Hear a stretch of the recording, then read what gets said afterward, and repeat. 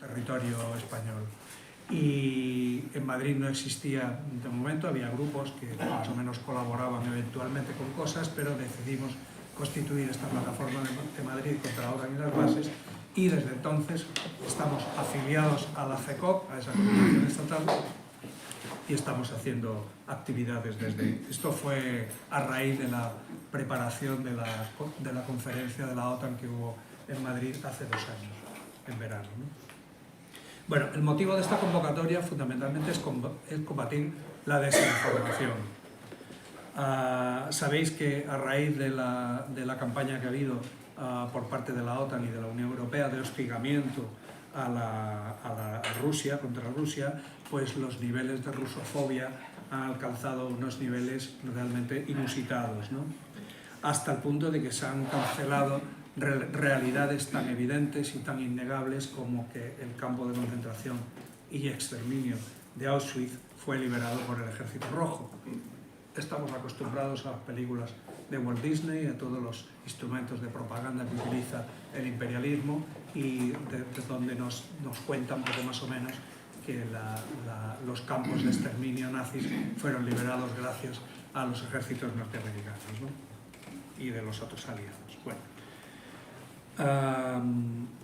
Es decir, que pretenden atribuir el mérito de la derrota nazi y de la liberación de los campos, en este caso concreto, a los ejércitos, a todos los ejércitos aliados, a excepción del ejército rojo. Esto está dentro de un contexto de un esfuerzo sostenido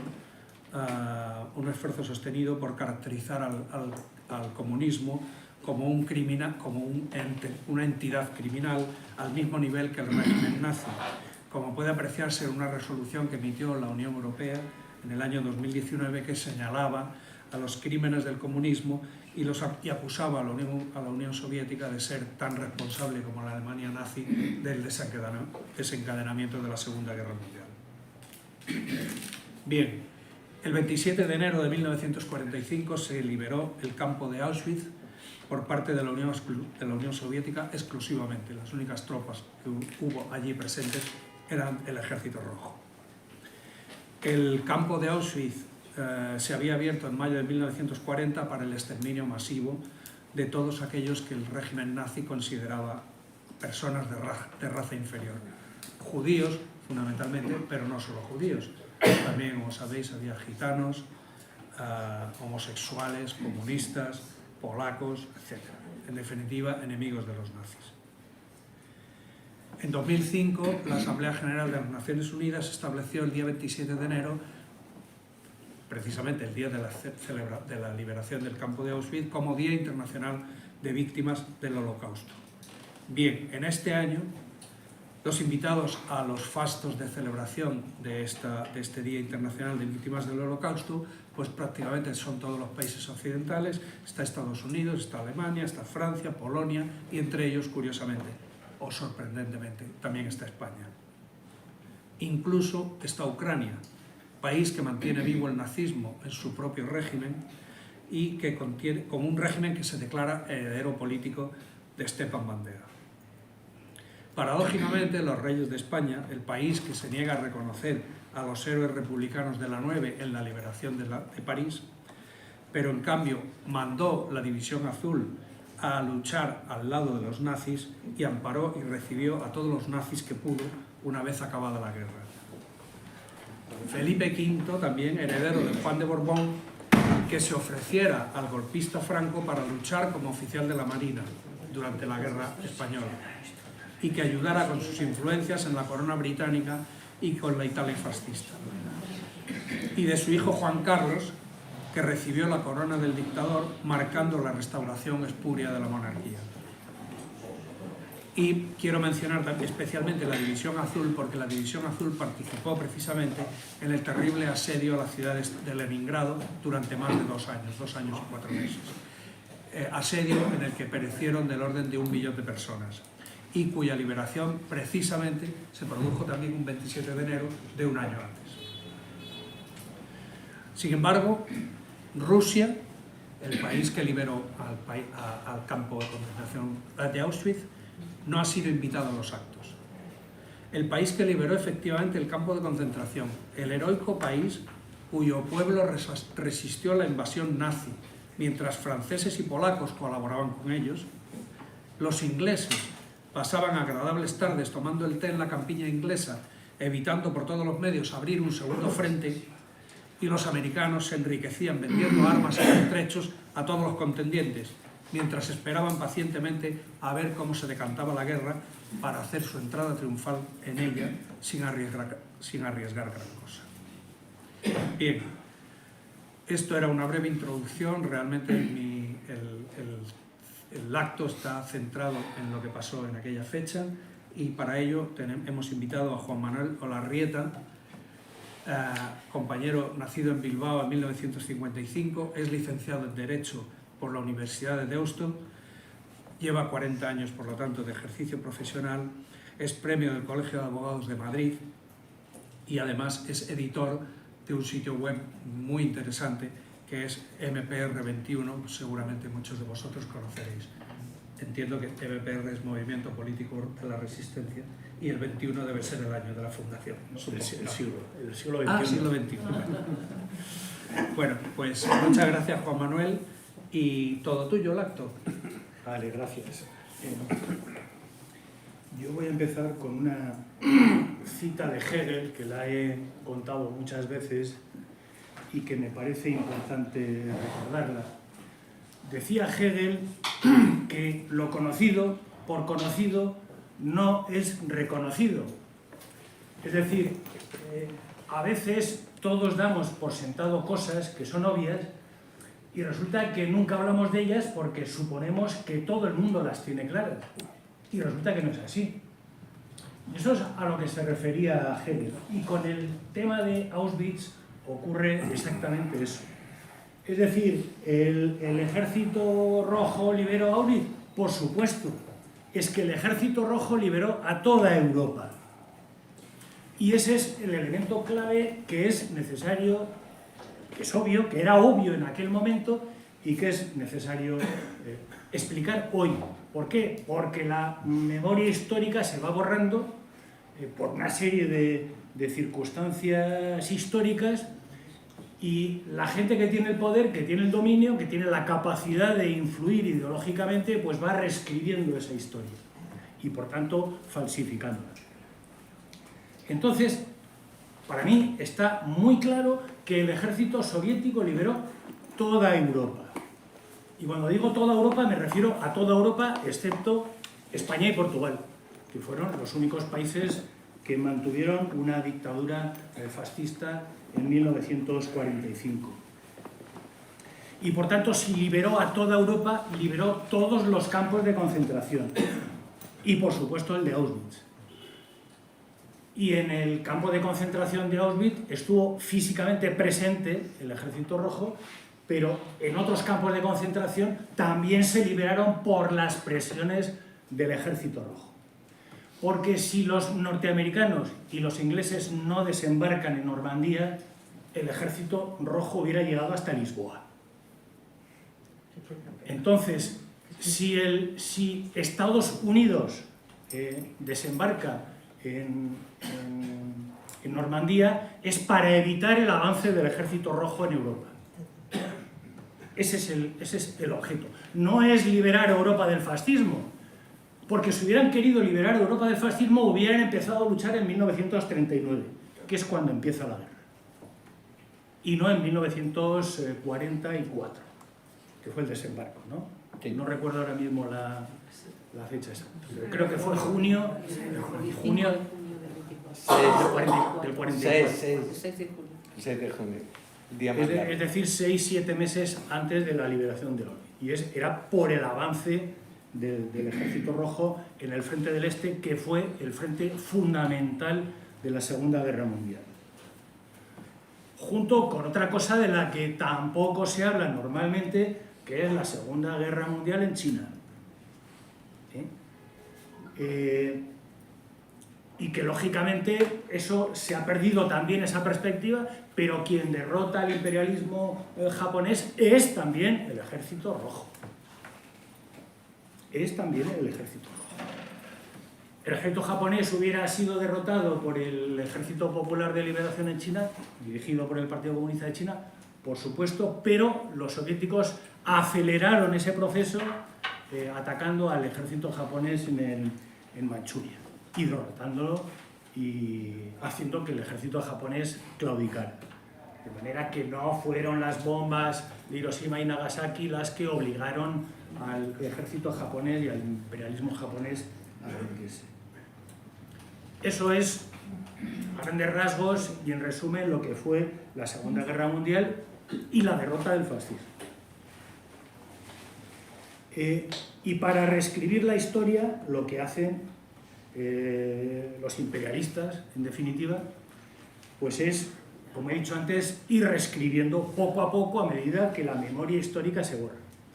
Pero incluso en la prensa, digamos, burguesa o imperialista de la posguerra, por ejemplo, si veis el Time, una revista que no es sospechosa de nada, pues resulta que la figura prominente en 1945 a escala mundial era Stalin.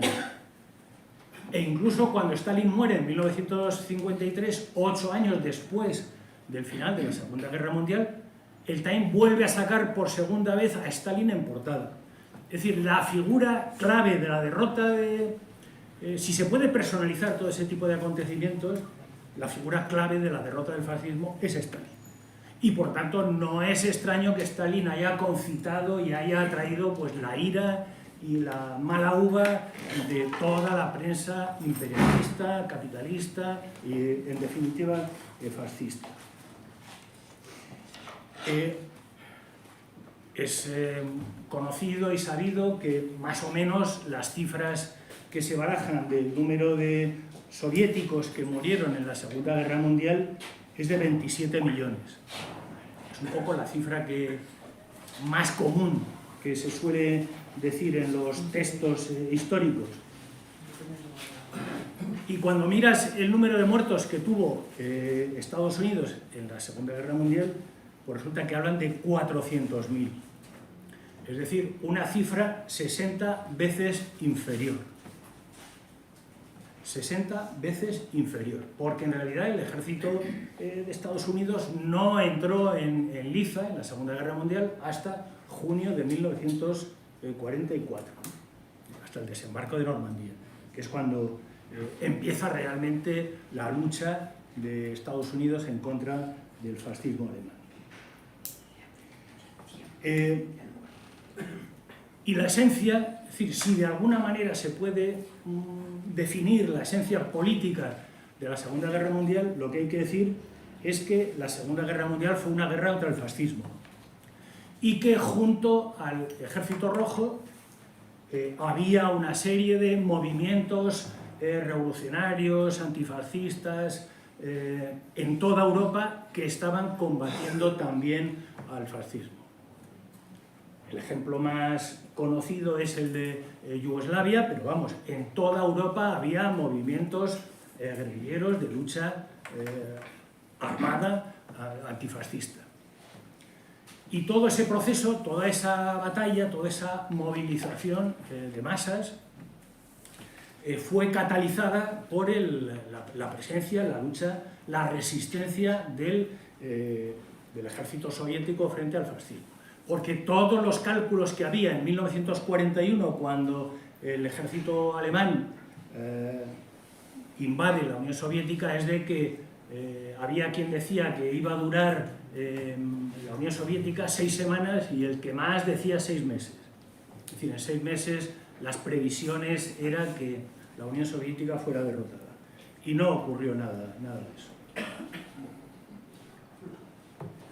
Entonces, para entender lo que es la Segunda Guerra Mundial, hay que entender lo que es el fascismo, porque si fue una guerra antifascista, aunque en la Unión Soviética lo llaman la guerra patriótica, es decir, consideran que la lucha contra el fascismo en la Segunda Guerra Mundial, como era una invasión, es decir, como el ejército alemán invade la Unión Soviética, la ocupa militarmente, y la ocupa militarmente hasta tal punto que la mayor parte de esos 27 millones de muertos soviéticos en la Segunda Guerra Mundial no son soldados del ejército soviético, es población civil, es decir, eran alcaldes, eran miembros de las cooperativas, del Partido Comunista, de los koljoses, de los sovjoses, campesinos, era todo el movimiento soviético organizado y por supuesto los bolcheviques y los miembros del Partido Comunista. Ese es el grueso de la matanza, de las matanzas que organizaron los fascistas en la Segunda Guerra Mundial dentro de la Unión Soviética. Y esto es lo que le da, esa invasión, es lo que le da ese carácter nacional o carácter patriótico a la Segunda Guerra Mundial, que desde el punto de vista de los que no somos soviéticos, pues fue una guerra antifascista. Con lo cual, como aquí ocurre siempre lo mismo, es decir, que a medida que pasa el tiempo se desfigura o se desnaturaliza los conceptos y el uso de la palabra fascista, de manera que parece que el fascismo es una ideología, que es un movimiento, que es lo que ahora llaman la extrema derecha, y que si haces así, pues eres facha, como está ocurriendo ahora Elon Musk, ¿no? El que ha levantado el brazo así, y es que es fascista porque levanta el brazo así. Y si y hace como Trump, porque yo he visto fotos, imágenes de Trump que levanta el puño así, entonces Trump es comunista, ¿no? Y los de Hezbollah son fascistas porque los de Hezbollah saludan así. No sé si habéis visto fotos del movimiento libanés, cuyos saludos también así. Y no son un movimiento fascista. Es decir, el fascismo no es... El fascismo tiene un componente ideológico, evidentemente, pero no es solo una ideología, no es la extrema derecha, no son los fachas, no es que los fachas que son xenófobos o que son homófobos, etcétera, etcétera, etcétera. No. El fascismo lo definió Dimitrov en el Congreso de la Internacional Comunista. El fascismo es la dictadura terrorista abierta del gran capital. Y no se puede definir de una manera más clara y más sintética lo que es el fascismo. Y es cuando los fascistas se apoderan del aparato del Estado y lo utilizan en su provecho propio. ¿Cómo? Pues, por ejemplo, abriendo campos de concentración, como Auschwitz y muchos otros.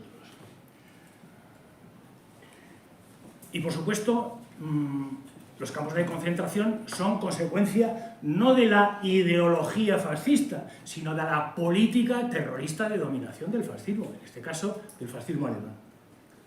Pero no son exclusivas de la Alemania nazi, porque el primer Estado que impone campos de concentración fue el Estado español en Cuba. Fue el general Bayler en Cuba el primero que inaugura la técnica de dominación de los campos de concentración. De manera que es, por supuesto, es característico del fascismo, pero es característico también del colonialismo. Todas las guerras coloniales y todos los movimientos coloniales, por ejemplo en Indochina, en Vietnam, crearon campos de concentración, sobre todo los franceses. Y es la política natural a la que conduce el Estado burgués. Por ejemplo, las reservas indias. Es decir, el separar a la población por grupos, digamos, étnicos, ¿no? De llevar a los indios aquí y de decir estas cosas que dicen los que no son racistas. Y dicen, yo no soy racista, pero los negros que se vayan a su país, que se vayan a África, ¿no? Y los vascos que se vayan a Euskadi. Y los catalanes que se vayan a Cataluña, pero que Cataluña esté atadita a España y Euskadi que esté atadita a España, pero cada uno en su sitio, ¿no? Esa es un poco la limpieza étnica, lo que luego se ha llamado limpieza étnica, la separación de la población por distintas categorías étnicas o nacionales o religiosas. Que esto es característico también, no solamente del fascismo alemán, sino también del colonialismo francés en Indochina. Es muy importante entender una cosa con el campo de concentración de Auschwitz que no se cuenta normalmente, y es que Auschwitz era un campo de trabajo. Auschwitz era un campo de trabajo. No era solo un campo de concentración, es decir, una especie de cárcel abierta, sino que era un campo de trabajo. ¿Y por qué se crea en Auschwitz? Que tampoco se ha explicado por qué eso ocurrió así. ¿Y por qué se crea en Polonia? ¿Por qué se crea en Silesia? Silesia es una zona del sur de Polonia que está rondando con Ucrania y que es una cuenca carbonífera. Esto nadie lo ha explicado. ¿Por qué se crean los campos de concentración y por qué en concreto el de Auschwitz se crea allí? Y la explicación es un poco larga y no lo voy a hacer porque luego me dicen que me enrollo demasiado, pero en definitiva el problema que tenía Alemania es un problema que venía de muy atrás, porque los imperialistas, la competencia imperialista y la política imperialista había privado a Alemania del acceso al caucho. Que el caucho es un material fundamental desde hace 100 años y que era fundamental en la fabricación del armamento de guerra, eran las ruedas. Y al principio, inicialmente, el caucho se obtenía, que me imagino que lo habréis visto, de los árboles, que se sangraba la corteza, se abría la corteza de los árboles y se obtenía el caucho de manera natural. Y Alemania inventó un caucho sintético. Y la empresa que tenía la patente de ese caucho sintético era un gran monopolio alemán que se llamaba IG Farben. IG Farben tenía en Alemania 2 fábricas de caucho sintético. Y cuando la dirección del Tercer Reich planea la guerra contra la Unión Soviética, se da cuenta de que necesitaba una tercera fábrica de caucho sintético. Y para que haya caucho sintético era necesario acceso al carbón y al agua. Y si veis un mapa de Auschwitz os daréis cuenta de que el campo de concentración está en medio de 3 ríos y en una cuenca carbonífera que es Silesia. ¿Por qué? Por la necesidad de construir una fábrica de caucho sintético allí con mano de obra esclava. Que esto tampoco es ninguna novedad porque en España ya se estaba haciendo desde el final, incluso antes del final de la Guerra Civil. Los republicanos que fueron detenidos ya eran utilizados como mano de obra esclava. Bueno, pues este era el plan que tenía la Alemania nazi en Auschwitz y que no lo cuenta nadie, no sé por qué.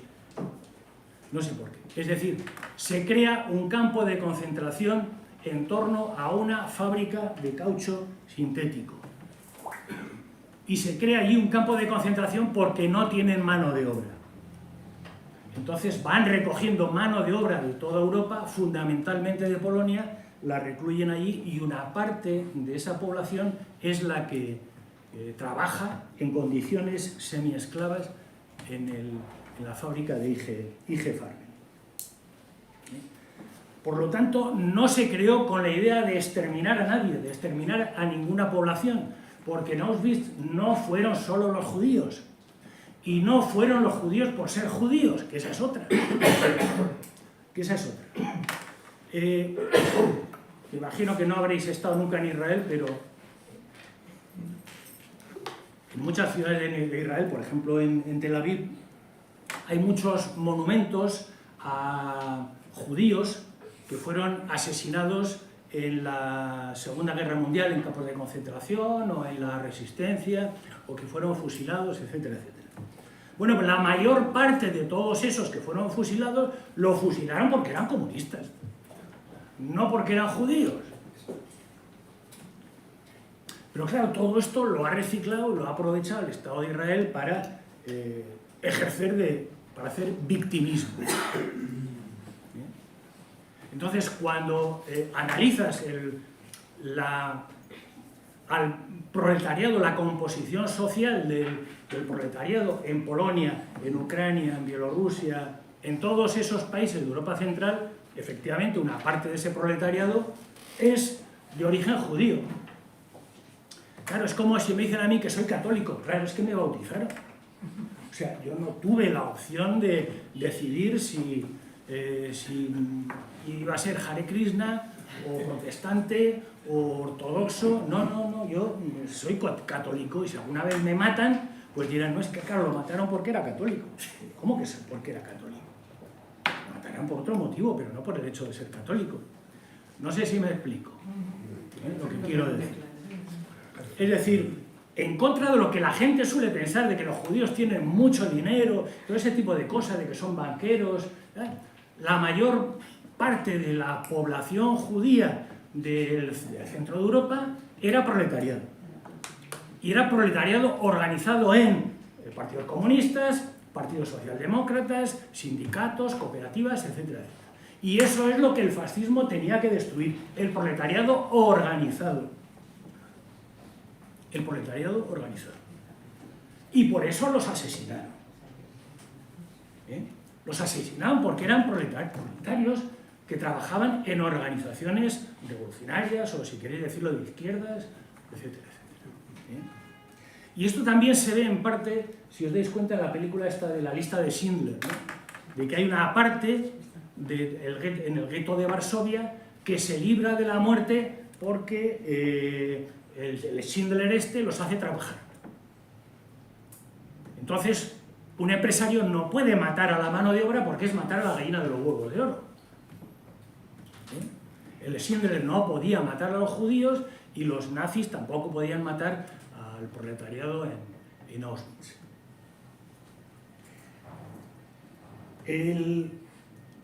Cuando se diseña el campo de concentración, que tenía cuatro partes o 4 secciones distintas, se diseñó para unos 20.000 trabajadores presos.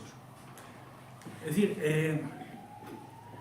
es que también esto es una cosa que se ha perdido con el tiempo, porque en España esto la gente en la posguerra lo entendía, que eran las colonias penitenciarias o eran todos aquellos presos que los dejaban salir de prisión y creaban colonias, y además todavía existen algunos pueblos que se crearon en aquella época como colonias de trabajo, de los republicanos, de los antifascistas presos.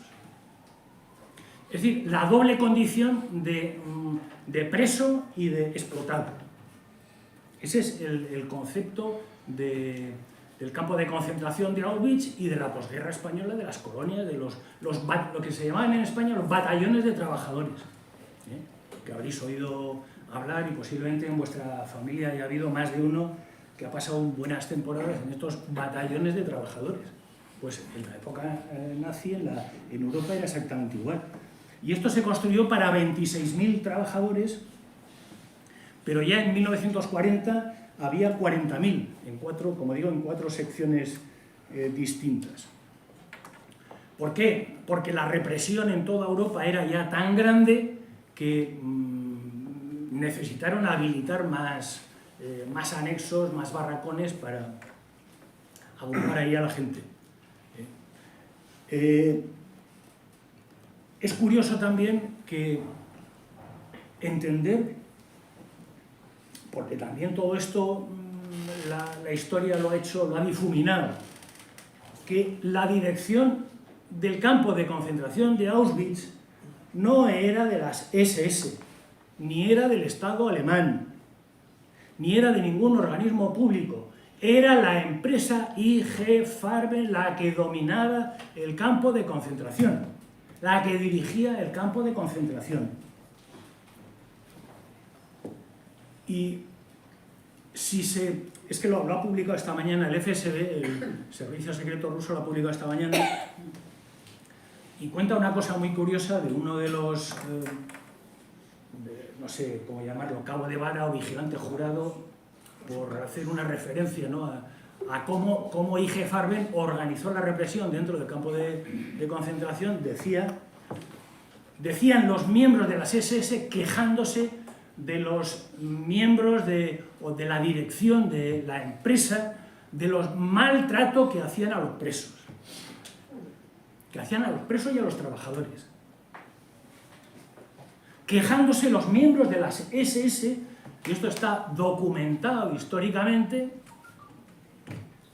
que las SS que estaban allí presentes, que es como la Guardia Civil en las cárceles, es decir, quien vigila el exterior del recinto penitenciario es la Guardia Civil. Bueno, pues allí eran las SS. Pero la dirección del campo eran los miembros de los directivos de la empresa y gente a su servicio. Y las SS que veían los golpes de cómo llevaban a los trabajadores a palos a trabajar en la fábrica. Horas y horas y horas y horas y horas. Eso está documentado en los papeles que ocupó el ejército soviético cuando llegaron allí. Para que entendáis un poco lo que es IG Farben, porque ya no existe esta empresa, he anotado aquí porque IG Farben en la posguerra se dividió, era un monopolio que se dividió en varias subempresas o en varios trozos distintos. Pues bueno, de IG Farben salieron empresas como la Bayer, sonará, la Bayer, Bosch, esta empresa que se dedica a la fabricación de componentes, normalmente para coches, los velocímetros de los coches, todo ese tipo de cosas, procede de ahí. Los más viejos os acordaréis de Pelican, sí. La tinta, los tinteros aquellos que había en las escuelas antiguamente y que los utilizaban, y había plumas también que se llamaban Pelican, y el tatuaje con lo que tatuaban a los presos en Auschwitz y en los demás campos de concentración era con tinta Pelican, que era fue un derivado de IG Farben.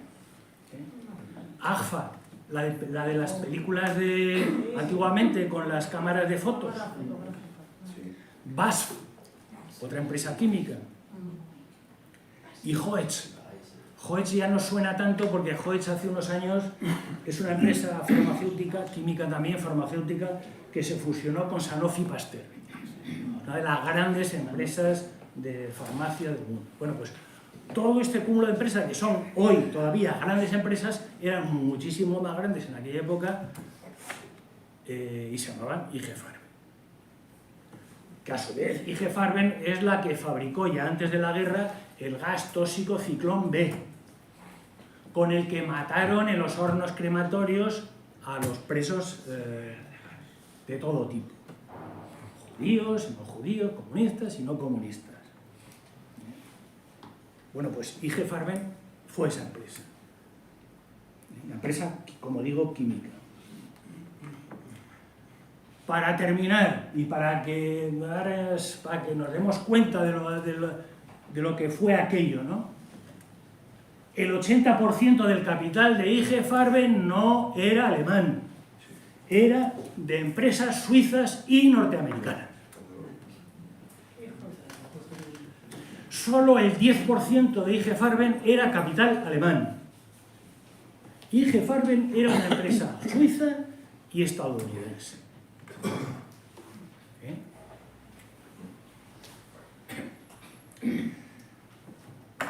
Bueno, contar un poco los muertos que hubo en Auschwitz, pues es que hay cifras para todos los gustos, ¿no? Esta mañana el FSB ruso, que está publicando documentación de la época de los que encontraron en el campo de concentración, dice que murieron, creo que dice 4 millones, no sé si alguno habéis leído el comunicado del... 4 millones dice, ¿no? Solo en Auschwitz, lo que yo he entendido del comunicado. A mí me parece una cifra disparatada, es decir, yo no me lo creo. Yo cuando iba a preparar esta presentación utilicé la inteligencia artificial. Le pregunté a la inteligencia artificial ¿cuántas personas estuvieron en el campo de concentración de Auschwitz y cuántos fueron asesinados?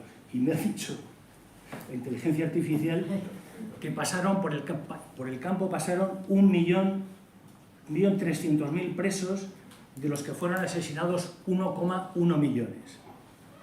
Esas son las cifras de la inteligencia artificial, que yo tampoco me la creo. Son muchísimos. Pero cuando dices estas cifras de que son muchísimos, dices, como que disminuyes la tragedia que supone un campo de concentración.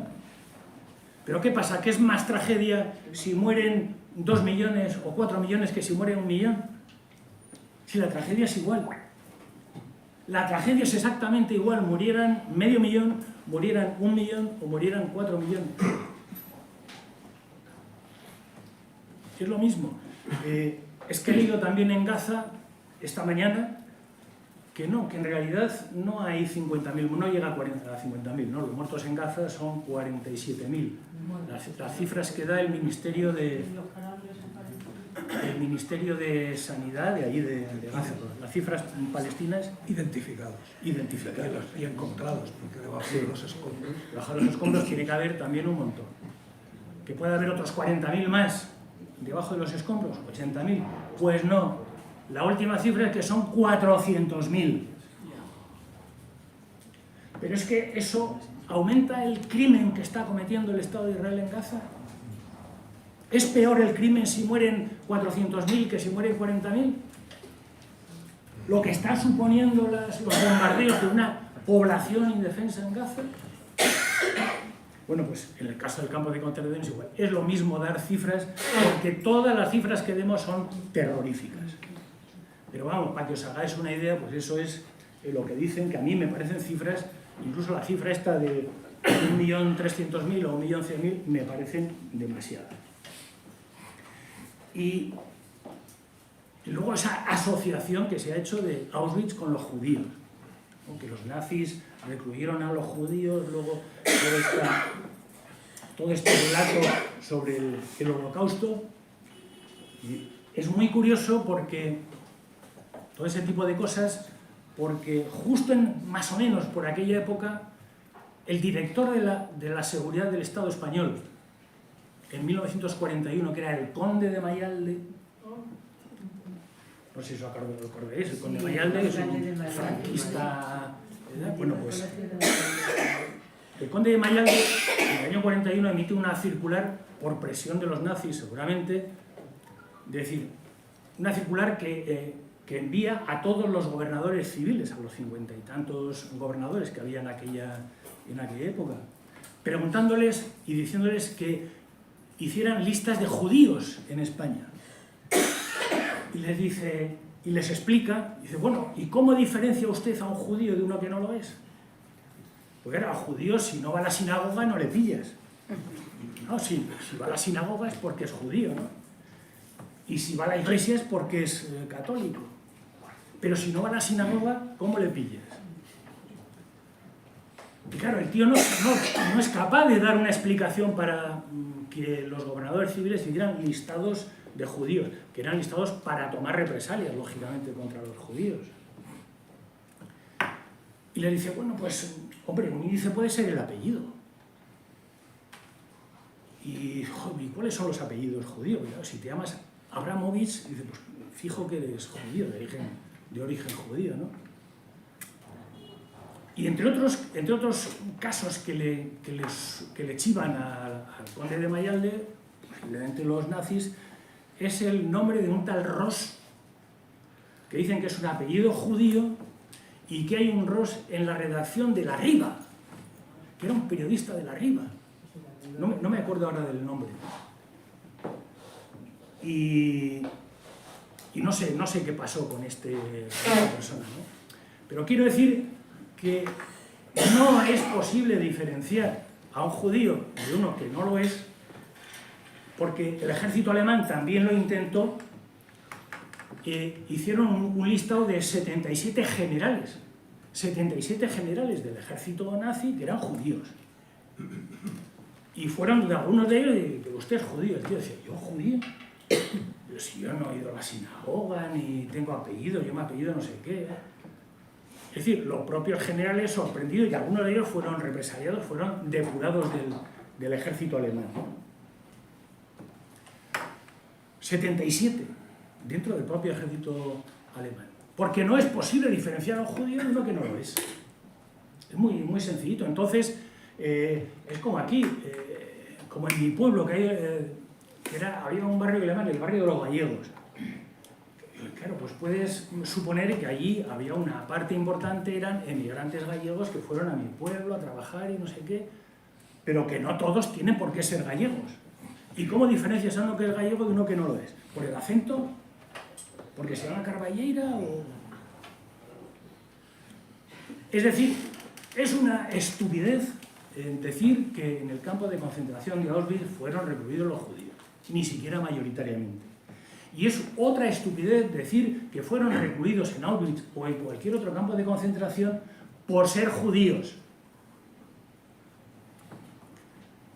Que había gente que era de origen judío, que sí, por supuesto, pero que era gente del movimiento obrero organizado dentro de toda esa zona de Centro Europa. Esa es la idea fundamental. El papel de los nazis no es el holocausto, no es matar a los judíos, es destruir al movimiento obrero organizado. Y una parte importante de ese movimiento obrero organizado era judío, era de origen judío. Seguramente si habéis leído a Lenin sabréis que cuando se separan los mencheviques de los bolcheviques y tal, había una tercera parte dentro del Partido Socialdemócrata Alemán que era el Bund judío, y que era la mayoría del Partido Socialdemócrata de Rusia.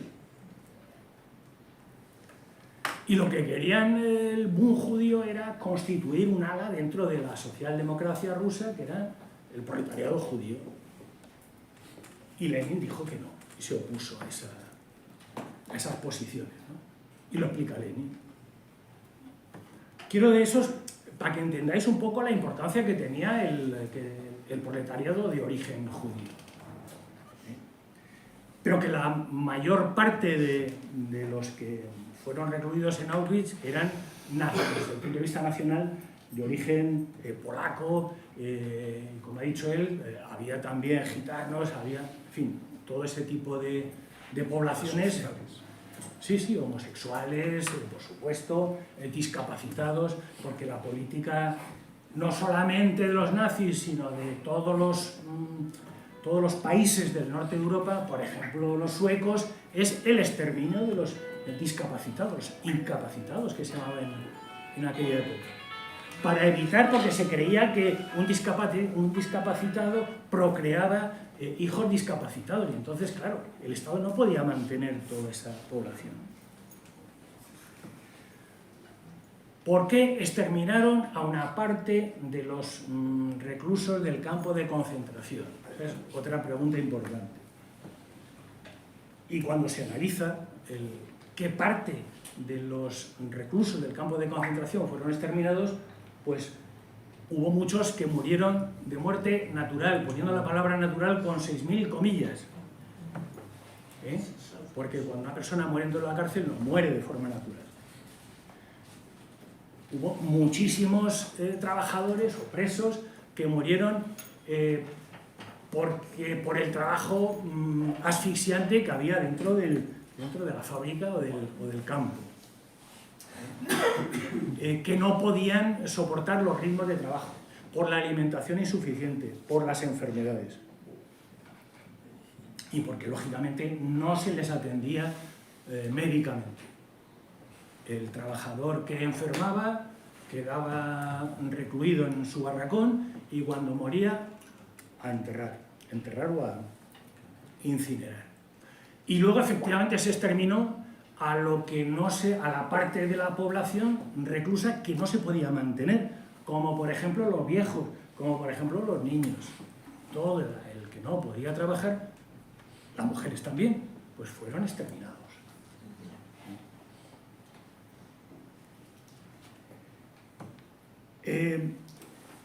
La política nazi, desde el punto de vista étnico o nacional, no sé, es que no sé ni cómo llamarlo, como he dicho antes, es lo que hoy se llama limpieza étnica, que es lo que dicen todos estos racistas que no son racistas, pero que los negros se vayan a su país. Pues, esto era un poco así. Y el plan de los nazis respecto a los judíos no era el exterminio de los judíos, era enviarlos a Palestina. ¿Por qué? Porque los nazis tenían en común con los sionistas que el lugar del pueblo judío no era Alemania, no era Polonia, no era Austria, no era Estonia, Lituania, Bielorrusia, sino que es Palestina. Los judíos se tienen que ir a Palestina, tienen que volver a Palestina porque como han salido de Palestina tienen que regresar allí. Y eso es lo que querían hacer tanto los nazis como los sionistas.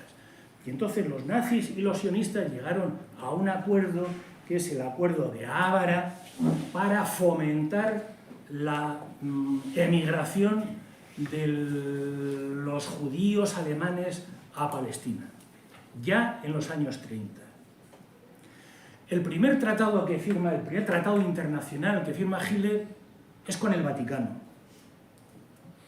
El primer apoyo que tiene Hitler para sostenerse en el gobierno, porque Hitler llega como consecuencia de una coalición electoral, Hitler no ganó las elecciones en Alemania, que es otro chiste que han contado, o que cuentan. Hitler llega al gobierno como la canciller del Estado alemán como consecuencia de una coalición. Dentro de esa coalición había un partido que se llamaba el Zentrum, que era un partido católico que es el que apoya a Hitler. Y el primer tratado que firma Hitler es con el Vaticano. Y el segundo tratado que firma, el segundo acuerdo que firma Hitler es el Tratado de Ábara, que es con los sionistas, con la Asociación Sionista Alemana. De manera que como cuando en Alemania se prohíben todos los partidos, que empiezan por el exterminio, la prohibición y el exterminio del Partido Comunista, de la socialdemocracia, etcétera, etcétera, etcétera, etcétera, la única asociación que queda legalizada en Alemania es la Asociación Sionista. Y es una organización legal, es una organización judía, que a su vez asume o pretende ser la representación de todos los judíos.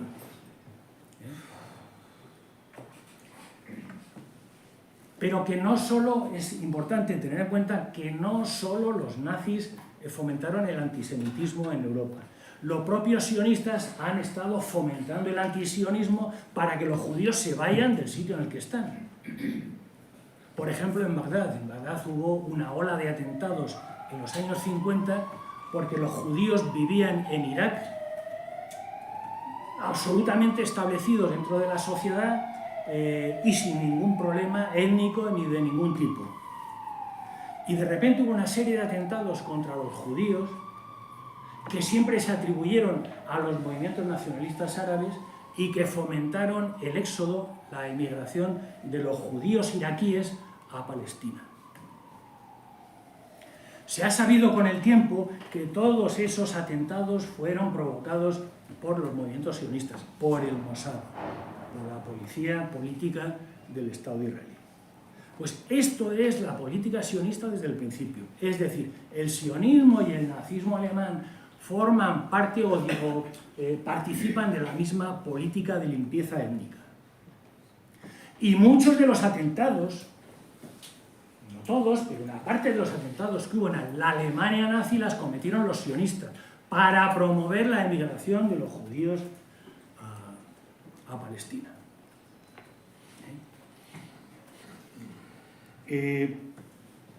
Bueno, podemos seguir con... ¿Y qué fue después de la guerra con todos aquellos que cometieron crímenes de guerra en el campo de concentración de Auschwitz? Pues no pasó nada. Es decir, la República Federal de Alemania se reconstruye con los mismos mimbres, con los mismos ladrillos de los que habían formado parte del Estado alemán.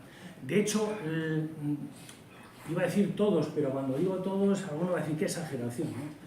Pero creo que no es ninguna exageración. Todos los dirigentes militares de la OTAN de origen alemán que hubo en la posguerra proceden del ejército de la Wehrmacht, del ejército nazi alemán. Curiosamente.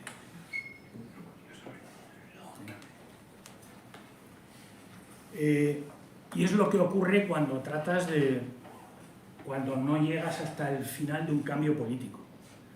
Esto ocurrió en Italia también. El Estado italiano se reconstruye en la posguerra con los mismos mimbres de los que habían formado parte del Estado de Mussolini, y en España ya ni te cuento. Ni te cuento. Es decir, ¿cómo se dice esto en términos agrícolas o agrarios? Si no arrancan las malas hierbas, no cambies nunca el aparato del Estado. Esto se está viendo con los jueces ahora mismo, en este país, ¿no? En España. No, es que la guerra judicial, es que la batalla... Claro, por supuesto. Pero claro, es que ha sido necesario llegar al siglo XXI para que la gente se dé cuenta de que en España el aparato del Estado, los funcionarios del Estado, son los mismos o son criaturas de aquel mismo Estado de los que juraron los principios fundamentales del movimiento. Pues lo mismo ocurrió en Alemania. Y hay, iba a decir muchas películas, no, pero hay unas cuantas películas que explican esto muy bien. Cuando se crea una fiscalía, por ejemplo, en Alemania para perseguir a los criminales de guerra en la República Federal de Alemania. Y cómo ponen a un judío al frente de esa fiscalía y que el judío se ve imposibilitado de llevar adelante el castigo de los criminales de guerra porque todo el aparato del Estado se le vuelve en contra. Que hubo una serie de depuraciones, el juicio de Nuremberg, sí, pero ¿cuántos murieron en Nuremberg? Y aparte de Nuremberg, ¿cuántos más murieron? Con todos los crímenes que se cometieron. Si están diciendo, como dice el FSB ruso, se han muerto 4 millones de personas en el campo de concentración de Auschwitz, ¿dónde está todos esos criminales de guerra? ¿Qué fue de ellos? ¿Quién los ocultó? Que no solo fue Alemania, fue España.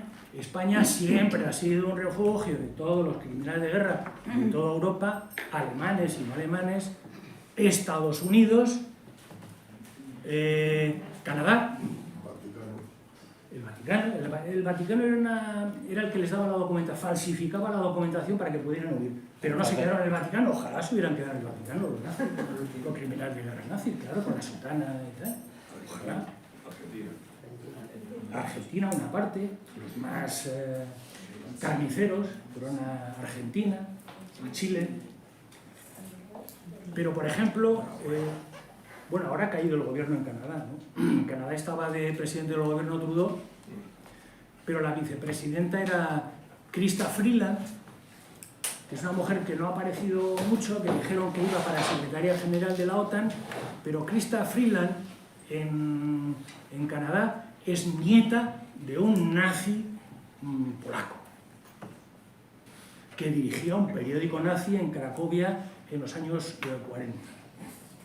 Von der Leyen. Sí. Es decir, te pones a hacer no solo en España, ya digo, en todos los países de Europa, el árbol genealógico y tela marinera. Tela marinera. ¿Cómo vamos de tiempo?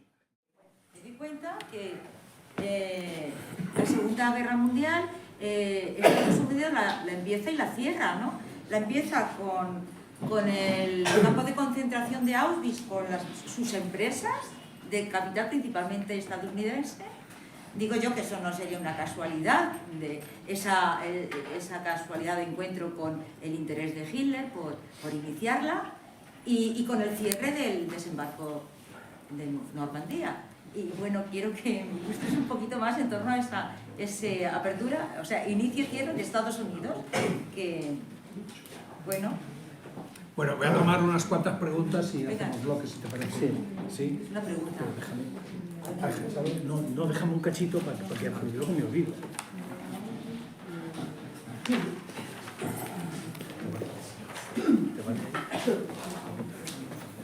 A ver, Lucía. Bueno, me ha gustado mucho la charla con la dieta y te felicito. Y mi pregunta es una de dos preguntas te quería hacer. La empresa Bayer, que fue fundada en el 1925, esta empresa la han utilizado sobre todo para campos de exterminio como gases y también como experimentos para curación, porque el Redoxon, por ejemplo, es de la empresa Bayer.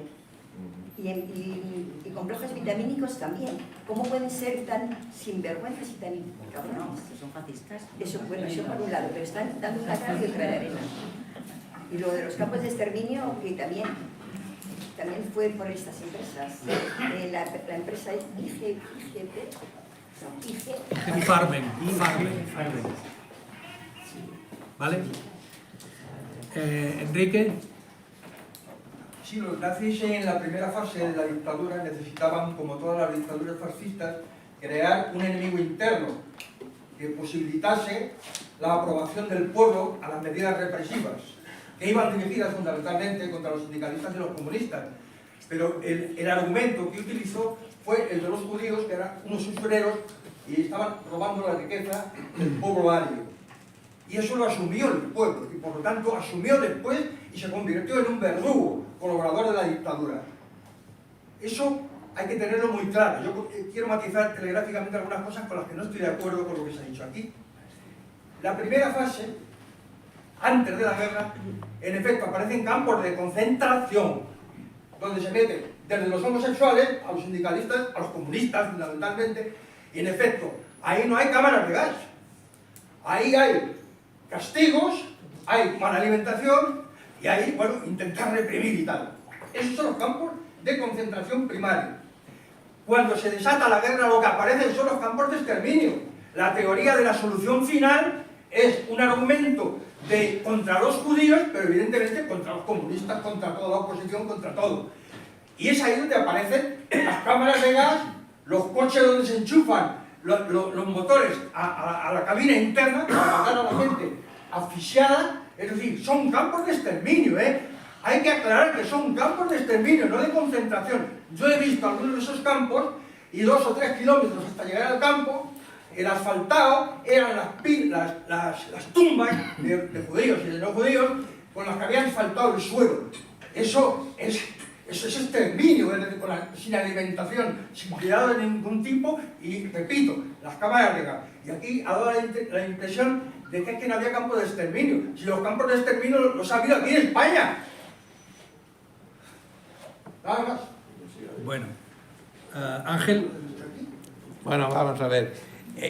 Es indudable que, por ejemplo, la Segunda Guerra Mundial o el propio fascismo es promovido, lógicamente, por el gran capital internacional.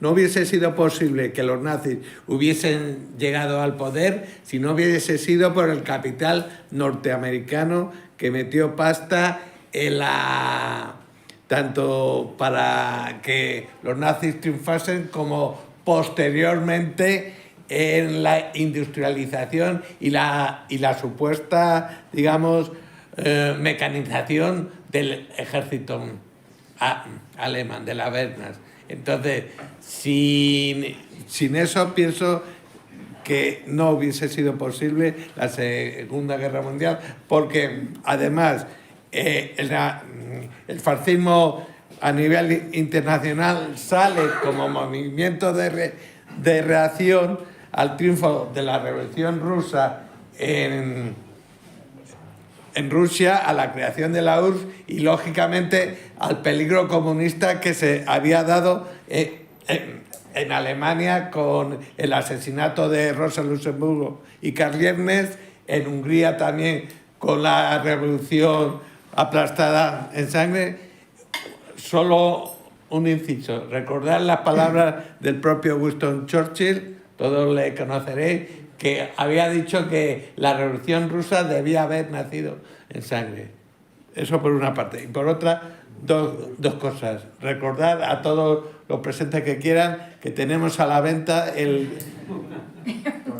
calendario del 80 aniversario de la rebelión de Auschwitz y de la rendición de la Alemania nazi, por una parte. Lo que saquemos será destinado a la Asociación de Madrid con Palestina, en la cual estamos, y a la plataforma de Madrid contra la OTAN. Y luego otra, que por ejemplo cuando termine el acto, por favor, para ayudar también al sindicato ASC, por favor, que todos demos un pequeño óvalo de 1 o 2 euros que no van a ninguna parte, pero que el sindicato lo necesita. Bueno, si os parece, vamos a detener por el momento. Tengo todavía aquí 4 palabras pedidas, pero ¿quieres hacer el comentario sobre lo que sea? No hay mucho. Realmente han sido más manifestaciones que preguntas. Más exposición. Sí,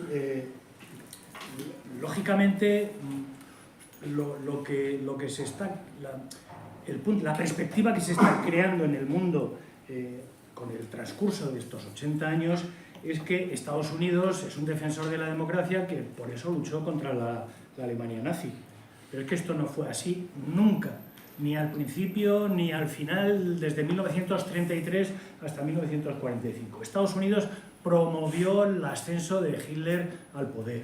Y lo promovió porque porque todo el mundo pensó, toda la burguesía internacional pensó que la mejor manera de destruir no solamente a la Unión Soviética, sino al proletariado europeo, eran los nazis, porque los nazis estaban acostumbrados a pelearse con los sindicatos, a romper las huelgas, a apalear a los trabajadores que se manifestaban, etcétera, etcétera. Entonces, desde 1933, desde la llegada de los nazis al poder, Estados Unidos y capitalistas de Estados Unidos y capitalistas británicos, incluso hay alguna película interesante también sobre este tipo de cosas, apoyan a Hitler. Apoyan la subida de Hitler al poder y luego la estancia y el reforzamiento del poder de Hitler. Y hay una frase de Truman muy curiosa, que Truman llega a la presidencia de Estados Unidos a primeros, muere, ¿cómo se llama el presidente este que estaba en silla de ruedas? En abril de 1945 llega, porque es Roosevelt muere. Roosevelt muere en abril de 1945. Roosevelt fue a Yalta en febrero de 1945, muere poco después, marzo. Bueno, pues en abril está Truman ya en la presidencia del gobierno, que era el vicepresidente, y dice, en 1945, dice, si vemos que Alemania va ganando a Rusia, a la Unión Soviética, tenemos que apoyar a la Unión Soviética. Y si vemos que la Unión Soviética está ganando a Alemania, tenemos que apoyar a Alemania para que se maten entre sí lo más posible. Es un poco lo que está ocurriendo con la guerra de Ucrania, ¿no? Vamos a prolongar la guerra de Ucrania cuanto más mejor, porque así desgastamos más, lógicamente no a Ucrania, sino a Rusia, ¿no? Esa es un poco la política de Estados Unidos, que es la política desde siempre, y la política británica también. Que Bayer fabricó medicinas y que ensayó medicinas en los campos de concentración, claro. Y me estoy tratando de hacer memoria de un fármaco que se ha estado vendiendo en España hasta los años 80 o 90. No, la aspirina ha sido toda la vida de Bayer. Sí, pero hay otra que al final de estos, la talidomida. La talidomida, que era consecuencia de que a las mujeres embarazadas les daban un fármaco. ¿Cómo se llama ese fármaco? La talidomida, la que creaba malformaciones. Malformaciones La daban para los mareos. Sí, de las mujeres embarazadas, pero que ha creado todas estas personas con malformaciones. Pero eso procede de un fármaco que inventó I.G. Farben y que lo estuvo ensayando en los campos de concentración. La talidomida, la responsabilidad de la talidomida es de I.G. Farben y de los campos de concentración, que era un campo de ensayo de todo tipo de experimentos médicos.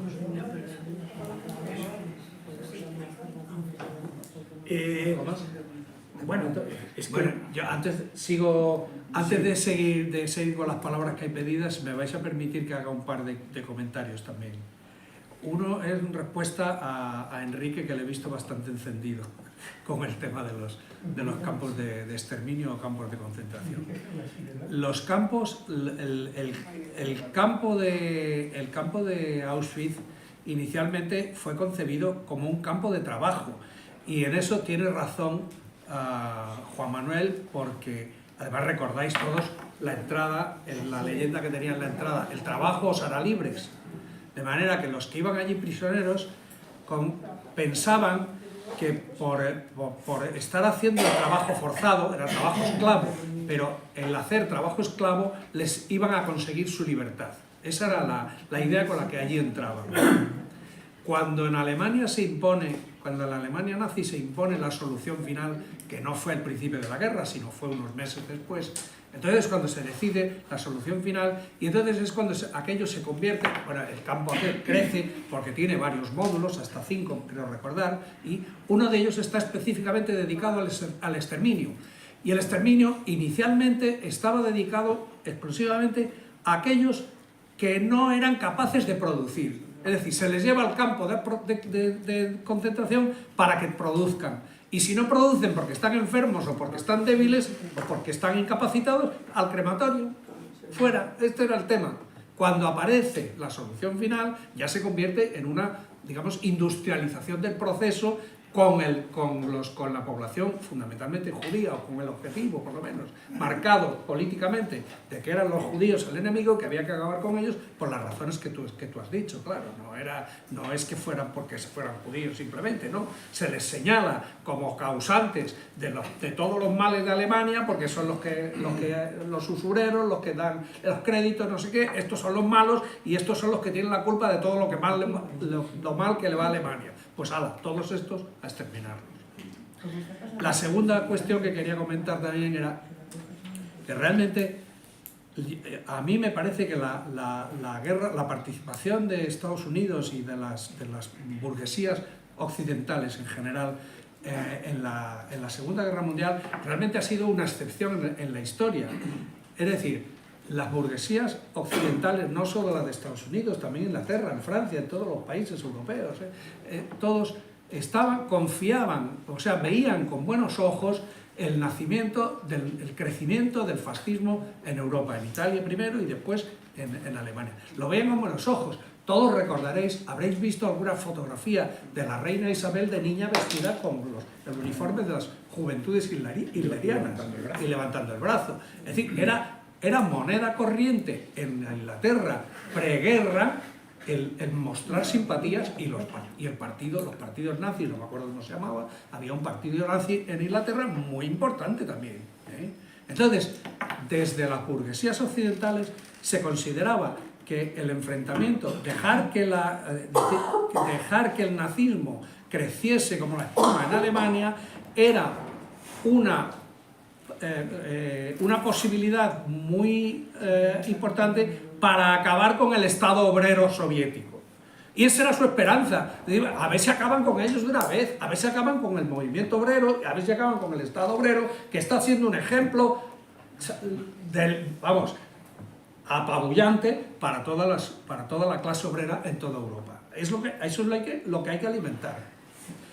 La historia nos hace, recordaréis que hace unos 6 años, quiero recordar, la Unión Europea emitió un decreto diciendo que la Unión Soviética había sido tan responsable como la Alemania nazi de la Segunda Guerra Mundial, porque habían firmado un pacto entre Ribbentrop y Molotov para ponerse de acuerdo y entre los dos y repartirse Polonia y tal y cual. Le dieron completamente la vuelta a la historia. Stalin llevaba años implorando a los mandatarios de Europa Occidental que se pusieran de acuerdo con él, que hicieran una alianza contra Hitler, que no le hicieron ningún caso, porque lo que querían es que Hitler acabara con el Estado obrero, simplemente. Cuando Stalin se dio cuenta de que no había forma, después de la anexión de los Sudetes y todas estas cosas, cuando ven que no hay forma de que Occidente se alíe con la Unión Soviética para derrotar a los nazis, entonces es cuando Stalin dice: van a venir a por mí con toda su fuerza y yo me voy a encontrar aquí solo. Entonces lo que hizo fue firmó un pacto de no agresión, igual que el que había firmado Polonia, igual que el que había firmado Francia, igual que habían firmado otras potencias, un pacto de no agresión, para ganar tiempo, llevarse toda su industria militar detrás de los Urales y prepararse para una guerra que ellos sabían que venían a por ellos de todas. Lo decía Hitler en Mein Kampf, que su objetivo era la expansión al este. Me vais a perdonar, que lo mío ha sido casi una pregunta retórica. Quería tirarlos de la lengua porque quiero enviar esta ponencia y quería esas ideas bien claras y con voces cualificadas. Entonces, era eso. Bueno, y ahora sí. Es eso, va a quedar bastante claro quien lo escuche. Bueno, Una vez hecho este paréntesis, devuelvo la palabra a los que los teníamos aquí pedidos. Tengo a Alberto, Carlos, Chema, Ana y Pilar, por este orden, ¿vale? Alberto. Sí, Y después damos paso a lo vuestro. Perdón, Alberto. bueno, creo que todos tenemos claro el nazismo, el fascismo es una creación del gran capital, ¿no? De la oligarquía financiera. Entonces, pues bueno, la oligarquía financiera, simplemente por el hecho de ser judíos, pues si no va por otras cuestiones, al lado pues no tiene motivo para eso. Pero lo que sí es que las afirmaciones que has hecho, a mí ha habido cosas que desconocía, ¿no? Yo pensaba que los judíos, solamente no por ser comunistas, que había como en toda la sociedad, ¿no? Y más en esa época, pero yo tengo entendido que es algo sabido, ¿no? Que simplemente por ser judíos ya los nazis los perseguían. Es mi concepto, que ahora pues me ha contradecido un poco eso y me ha sorprendido, ¿no? O sea que las medidas que tomaron contra los judíos, de reprimirlos, de señalarlos como que eran judíos, que fueran con señales, de tal, pues, o sea, no se me ha contradecido. Entonces a mí me gustaría ahondar un poco en eso. Entonces lo que te pregunto son las fuentes, si puedes recomendar algún escrito, algún libro, en que se puede, por lo menos yo, me interesa ahondar en esto, porque es algo que me he quedado sorprendido en algunas cosas que has dicho, no que dude de ello, sino sorprendido. Pero sí me gustaría ahondar un poquito en eso. Pues las fuentes son jurídicas. Es que las fuentes son jurídicas. Es decir, no es una cosa que necesite fuentes, porque es la legislación del Tercer Reich. Es la legislación del Tercer Reich y los tribunales que se crearon para establecer todo ese tipo de cosas.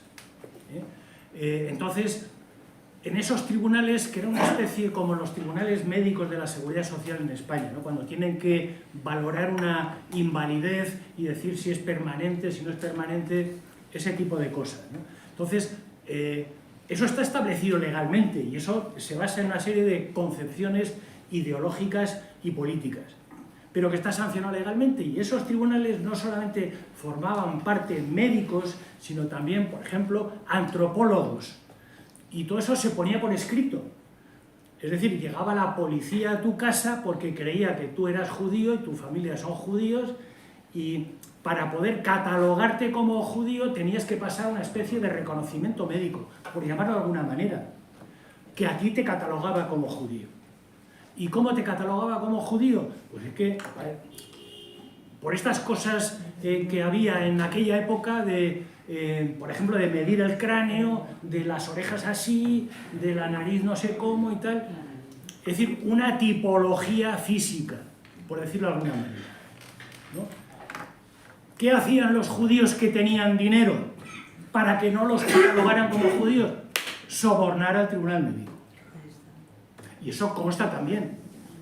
Consta en toda la... Joder, lo mismo que existe en la legislación franquista y la jurisprudencia franquista, donde los batallones de trabajadores, los campos de trabajo, la redención de penas, todo ese tipo de cosas están escritas.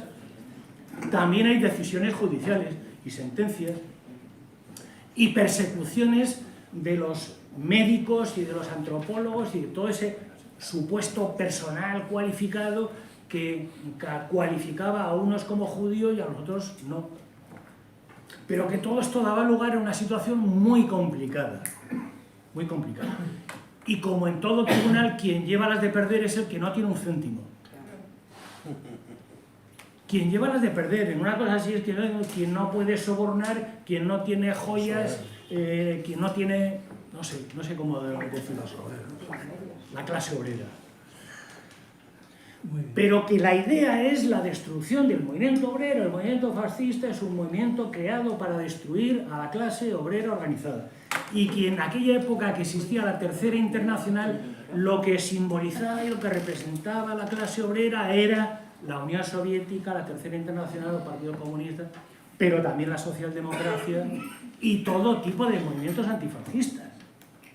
Que también había burguesía que se opuso y se enfrentó a Hitler y al Tercer Reich. Entonces no es que haya un libro o que haya dos, no, es que tienes toda la legislación que quieras, todo, porque eso está escrito, y todas las sentencias, y las resoluciones, y la documentación que dice, fulanito es judío por esto, por esto, por esto y por esto. Y llamaban a muchos alemanes que se quedaban alucinados, es decir, porque claro, iban al tribunal médico como diciendo, y dicen, no, usted es judío, ¿cómo es el judío?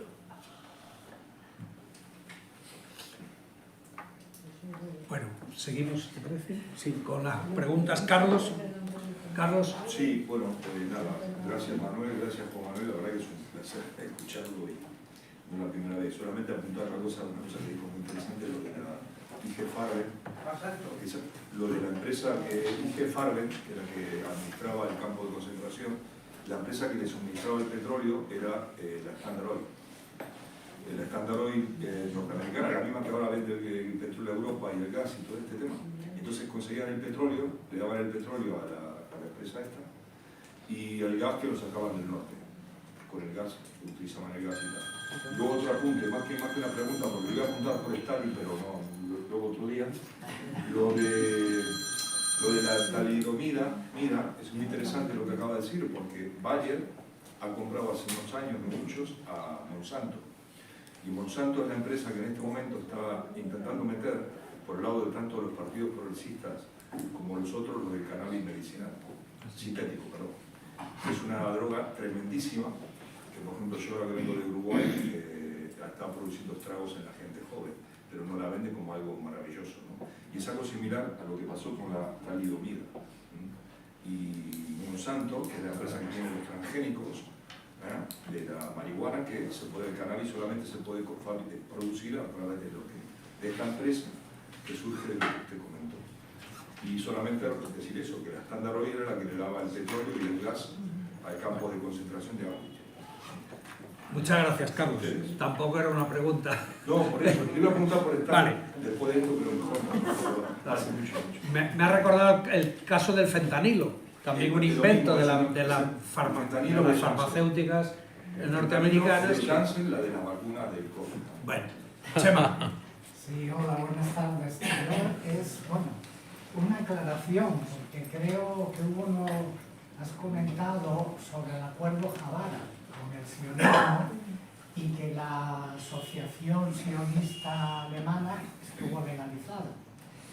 Pero creo que es una parte de la verdad y no toda, porque según parece, los judíos alemanes que fueron a Palestina en función del acuerdo Javara fueron alrededor de 50.000, muchos menos que los que se desplazaron allí desde otras partes del mundo, fomentado por el gobierno británico.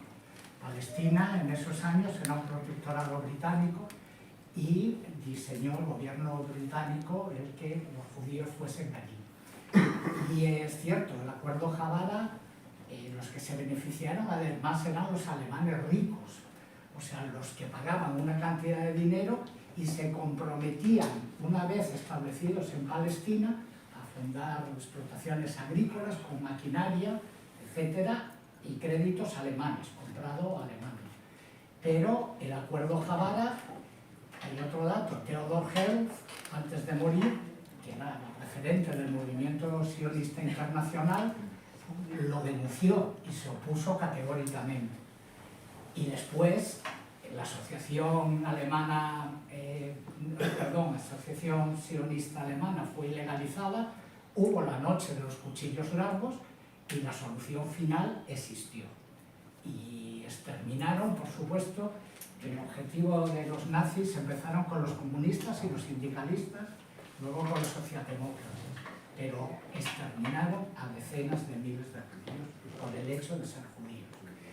Y también una cuestión, así ya también sobre, creo que has mencionado, el movimiento Bund, que fue en la época así, a principios del siglo XX, que estaba en Rusia y era por judíos. Pero claro, es que ahí es un hecho histórico donde es muy controvertido, porque los judíos adheridos al Bund eran muy numerosos. Y también hay que recordar que cuando se crea el Estado de Israel, la Unión Soviética vota a favor. Y en los primeros años, con Ben Gurión, el movimiento Bund tenía importancia dentro de la estructura política del Estado de Israel, porque se decían socialistas, aunque el concepto de socialismo de ellos pudiera ser discutible, pero que no todo está en lineal. O sea, es cierto, para mí, que desde el final de la Segunda Guerra Mundial se ha asociado el Holocausto con el exterminio de los judíos.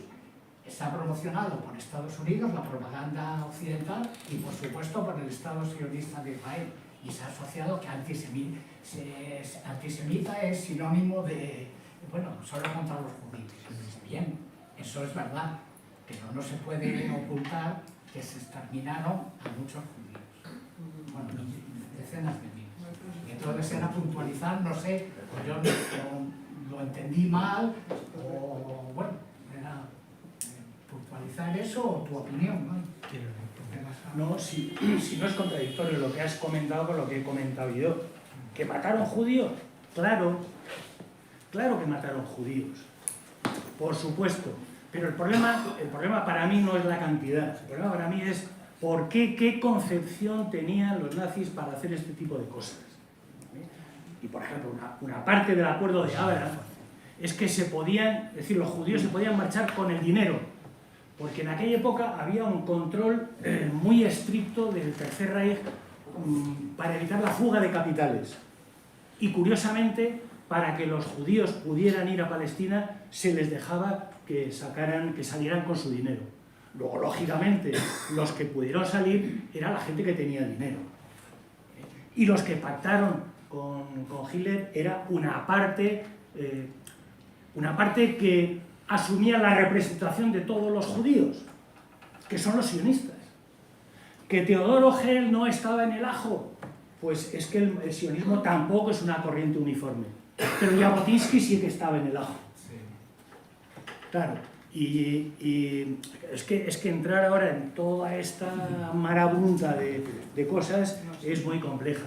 Que hubo una noche de los cuchillos largos donde mataron a mucha gente, judíos, por supuesto. Que hubo una solución final, por supuesto. Pero es que la solución final fue al final. ¿Por qué Yahweh mata a todos los miles de antifascistas que mató en Badajoz? ¿Por qué? Pues por dos razones. Primero, porque eran los que habían organizado el movimiento campesino unos meses antes, las ocupaciones de tierras de los terratenientes extremeños, y segundo, por lo que él mismo explicó, que es lo que podía haber explicado cualquier otro nazi. Es decir, no puedo dejar a mis espaldas a toda esta gente campando a sus anchas, y los tengo que matar. Entonces, cuando los nazis cuando el ejército alemán empieza a retroceder en Europa, fundamentalmente después de la batalla de Stalingrado, se dan cuenta de que van a tener, y no pueden dejar los campos de concentración, que la gente haga lo que le dé la gana. Y los matan, claro, es que los matan. Entre otras cosas porque había que tapar las pruebas.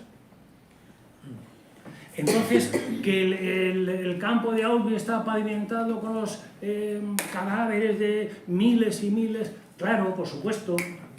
Pero ¿eso cuándo se da? ¿En qué momento? ¿Cuando se crea el campo? Es decir, las cámaras de gas se construyen en el mismo momento en el que se crea el campo. ¿Cuándo se diseña ese campo de concentración? Y los demás. Porque esos son planos y planes que están ahí, que cualquier historiador los puede analizar. ¿Cómo es posible que los nazis crearan un campo de concentración en Polonia? ¿Por qué lo crean en Polonia? Pues por lo que he explicado. Pero es que todo esto hay que analizarlo históricamente y además ideológicamente y entender muy bien cuál es la política nazi, la política fascista respecto de todo este tipo de cuestiones. Te lo puedes preguntar por la calle a mucha gente que te va a decir eso exactamente. No, yo no soy racista, porque no hay racistas, en este país no hay racistas. Pero es que los negros que se vayan a su país. Esa es la mentalidad fascista. Lo que pasa es que la gente que dice ese tipo de cosas no se da cuenta de lo que está diciendo. Y repito, una parte muy importante del proletariado en toda Europa Central, por ejemplo, Rosa Luxemburgo, dirigente de la fundadora del Partido Comunista Alemán, es que era de ahí. Rosa Luxemburgo nació en lo que hoy es Lwów, que los ucranianos llaman Lviv. Y si miras en el mapa, Lwów está al borde de la frontera con Polonia, está al borde... ahora está dentro de Ucrania, ¿no? Pero es que antes era Polonia, y eso antiguamente era el Imperio Austrohúngaro. No sé si me explico, quiero decir que...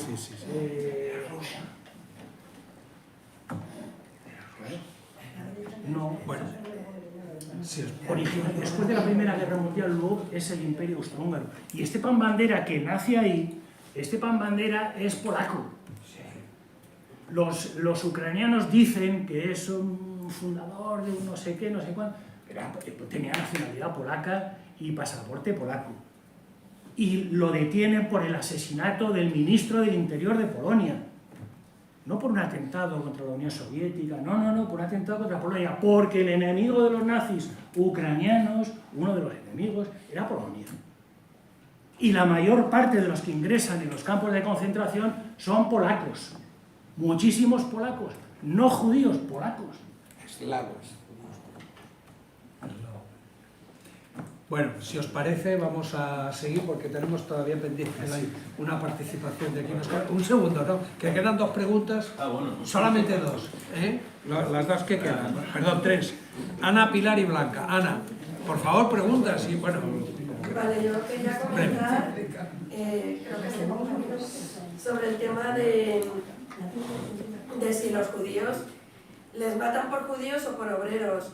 O sea, si te paras a pensarlo, vale, contra los judíos se han estado haciendo pogromos durante todo el siglo XIX, se hacen pogromos. Es un pueblo súper odiado, pero precisamente por eso es un pueblo emigrante y que emigra en masa y que es una parte importante de la clase obrera, y eso sí que es bueno caer en ello. Es que primordialmente eran obreros, como pasa con todas las clases migrantes, con toda la migración, que son obreros y son la mano de obra mayoritaria que hay en ese momento. Y si sigues pensando realmente, casi todos los partidos comunistas o socialistas que aparecen así al principio, entre el siglo XIX, ¿no? Siglo XX, muchos aparecen con población judía y con dirigentes judíos, también porque son migrantes, son desplazados, y es la clase obrera. Yo ahí sí creo que tiene sentido. Luego que vas a encontrar algo para odiarles o no, eso lamentablemente es cosa del resto del pueblo, pero como pasa ahora mismo con cualquier clase migrante, obrera, pero que, a ver, que el fascismo en sí mismo, yo no sé si se puede decir que tiene ideología o no, pero que sus características son la expansión y la adquisición de mano de obra esclava. Eso es algo que la ha definido siempre. bueno. Pilar. Yo quería hacer una pregunta sobre que me ha quedado un poquito así en duda. Yo tenía entendido que Estados Unidos había entrado en la guerra cuando el ataque de los japoneses a Pearl Harbor. Y tú has comentado de que fue en el año 1945. Quería que, por favor, yo es que lo tenía entendido así y ahora me he dado cuenta que puede ser. El ataque de Pearl Harbor desencadenó la guerra entre Estados Unidos y Japón. Pero la guerra en Europa es otra cosa. Estados Unidos interviene en Europa con el desembarco en Normandía. Ya, pero yo pensaba que como los japoneses eran aliados de los alemanes, pues que había sido en ese momento... Sí, pero eran dos escenarios de guerra separados. Está claro. Para Rusia no. Es lo que quería saber. Para Rusia no, porque Rusia tenía dos frentes, uno en Europa y otro en Extremo Oriente. Pero bueno, para Estados Unidos... Blanca. No, aclarar que supongo que te has confundido, porque has dicho la noche de los cuchillos largos contra los judíos. Esa es la noche de los cristales rotos. La noche de los cuchillos largos fue la propia SS contra las SA. No, es verdad, es correcto. Bien. Bueno, pues entonces con estas intervenciones, no sé si no ha habido preguntas, no, la pregunta que has hecho que ya ha sido Yo respondida. esa es lo que quería saber, que me ha quedado, cuando usted tenía pensamientos, cuando ha dicho el otro, pues ya me ha creado una duda. Bueno, entonces voy a hacer un anuncio antes de pasar a la intervención vuestra. Como sabéis, la plataforma de Madrid contra la OTAN y las bases está implicada en una campaña que se denomina Que no nos arrastren a la guerra, precisamente para denunciar la deriva belicista de este gobierno hacia una guerra contra Rusia a la que nadie nos ha llamado. Para ello se han convocado movilizaciones en todo el territorio español y en Madrid tenemos que hacer nuestra parte, ¿de acuerdo? El 7 de febrero hay programado ya un acto aquí mismo, a la misma hora, el 7 de febrero, que no sé qué día es, creo que es viernes. Viernes 7 de febrero, a la misma hora, aquí mismo, que es relativo al conflicto en Ucrania, es decir, tratar de ver más allá de lo que nos están contando con la propaganda. Se titula El conflicto en Ucrania, la realidad que no nos cuentan. Van a participar Augusto Zamora, que algunos de vosotros conoceréis, Danil Kuzmenko, un politólogo ucraniano, y Dmitry Skolov, que es de la embajada rusa. Posteriormente habrá también en los días hasta el acto central, va a ser una movilización el 15 de marzo que está pendiente todavía de cerrar detalles, se avisará debidamente. Y antes habrá un acto también en San Fernando de Henares, también pendiente de confirmar detalles. Simplemente que estéis atentos a esto. En fin, si queréis contactos con la plataforma de Madrid, tenemos un canal de Telegram, en donde un grupo de Telegram en donde estamos dando información sobre todo esto. Los que tengáis interés en esto, nos lo hacéis saber y os metemos en el grupo, ¿de acuerdo? Y con esto voy a dar paso si es muy breve, si no, no. Breve, al cuento de lo que hemos estado escuchando acá, la ponencia que nos ha hecho el compañero, hay un libro magnífico por ahí de un belga, Jacques Pauwels, se llama Grandes negocios con Hitler. Creo que es bastante recomendable leer ese libro. Muchas gracias. Grandes negocios con Hitler, de Jacques Pauwels. Jacques Pauwels, con W. Jacques Pauwels. Muy bien. Con esto vamos a dar paso aquí a los...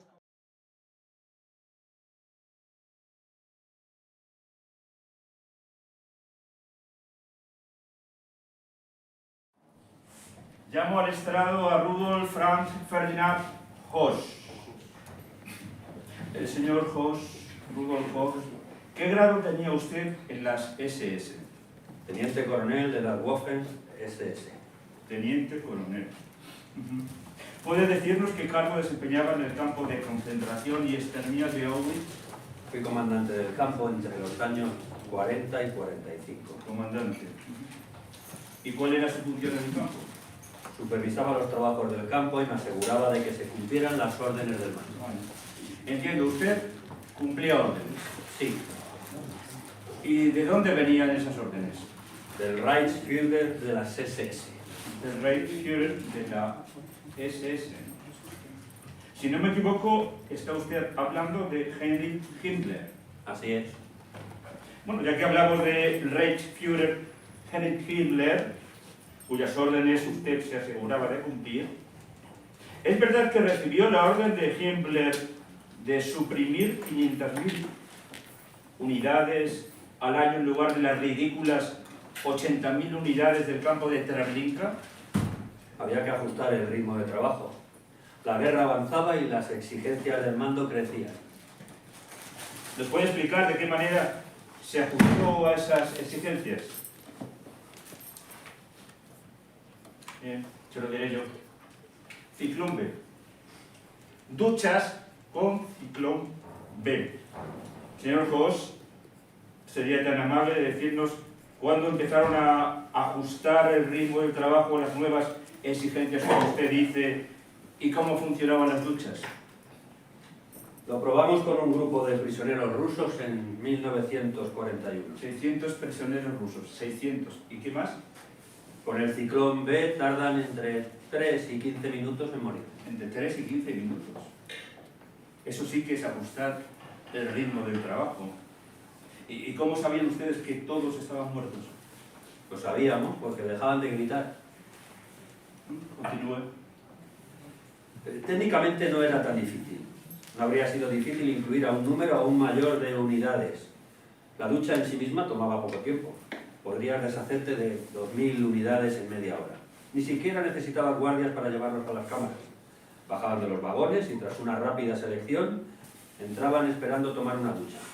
Rápido y limpio. Rápido y limpio. ¿Y después de que dejaran de escuchar gritos? Los Sonderkommandos retiraban las unidades suprimidas. Unidades suprimidas. ¿Y qué hacían con ellas? Las incinerábamos a fin de evitar epidemias. Pero fue la quema lo que llevaba más tiempo. Así que se podría decir que se hicieron más eficaces, al menos en un sentido cuantitativo. No entiendo. Se lo diré de otra manera. Asesinar de un tiro en la cabeza a cada persona de uno en uno es más lento, podríamos decir más manual, más costoso, ¿verdad? Sobre todo si estamos hablando de decenas de miles de, como ustedes dicen, de unidades. En cambio, ustedes dieron con la solución final. Automatizar la industria de la muerte. No fue la única razón. Debo admitir que el proceso de gases me tranquilizó. Menos disparos, menos gritos. Me horrorizaban los disparos pensando en la cantidad de personas, mujeres y niños que los oían. Me sentía aliviado de que nos hubiéramos ahorrado esos baños de sangre. Claro, sí, claro, aliviado. Menos sangre, pero más ceniza, ¿no? Ceniza que ustedes aprovecharon para pavimentar los campos del campo y alrededores. No puede decirse que no pensaran en cómo aprovechar todo lo que entraba en su fábrica. Ceniza, jabón, pelo, oro. La eficacia era lo importante, claro, sin descuidar la economía. ¿La economía? Sí. 370.000 trajes de hombre, 837.000 vestidos de mujer, 44.000 pares de zapatos, 7,7 toneladas de cabello humano, montones de oro arrancado de las bocas para engrosar las reservas del Reich. Incluso las cenizas de los muertos fueron recicladas como fertilizantes. Todo listo para su comercialización. Lo desconozco. Había un responsable en el campo que se ocupaba de esos detalles. Responsable. Ha dicho usted responsable. Rudolf Höss se le acusa de ser responsable de la muerte de 3 millones de personas en la cámara de gas. Eso es inexacto. Solo fueron 2,5 millones. Los demás murieron de hambre, agotamiento o enfermedad. Tengo que añadir que yo personalmente nunca he matado ni azotado a nadie. Me considero un obrero sencillo, meticuloso y concienzudo, a quien se le ha confiado una misión como cualquier otra. Un obrero sencillo. 960.000 judíos, 74.000 polacos, 21.000 gitanos, 15.000 soviéticos. Y la cifra sigue. Es una visión que excede a la de un simple obrero. Es una visión propia de un capataz de la muerte. O dicho de otra forma, usted era un arquitecto del exterminio en una fábrica de exterminio.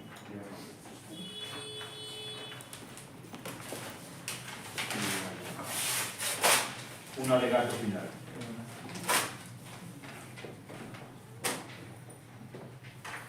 Esto es un alegato final para cerrar esta escena. Corría el año 1955 cuando Theodor Adorno, un filósofo de la Escuela de Frankfurt, que terminó como tantos otros en Estados Unidos, declaró: escribir poesía después de Auschwitz es un acto de barbarie. Eso dijo en ese momento. Adorno seguramente, digo yo, se olvidó de Hiroshima, de Nagasaki, en Vietnam y seguramente de seguir vivo en estos días se hubiera olvidado de Gaza. La barbarie no está en escribir poesía, sino en todo lo contrario, en callar la poesía necesaria. ¿Qué tiempos son estos en que hablar sobre árboles es casi un crimen porque implica silenciar tanta injusticia? Esto lo decía Brett, denunciando el silencio de los poetas cortesanos. Pero habrá que seguir escribiendo poesía, ¿no? Poesía antifascista, porque vendrán otros con otros nombres, ¿verdad, señor Netanyahu? Lo más trágico es que lo que han hecho volverá a repetirse, y lo peor, que lo harán profanando la memoria de los millones de seres exterminados en ese lugar. Lo volverán a hacer, con otros medios mucho más sofisticados, más civilizados.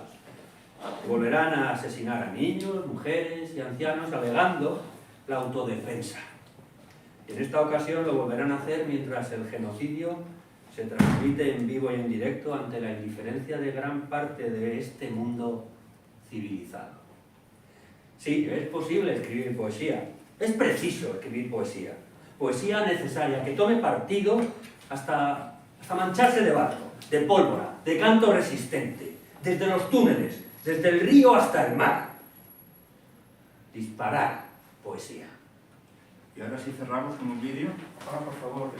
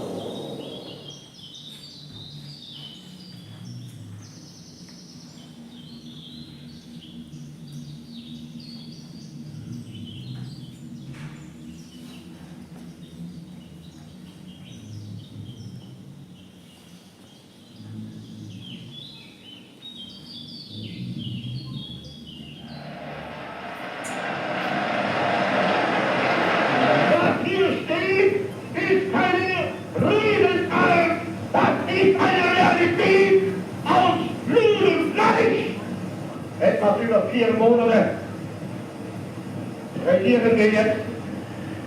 Und wir können mit Stolz sagen, die Zahl der Erwerbslosen ist um rund 1,2 Millionen zurückgegangen.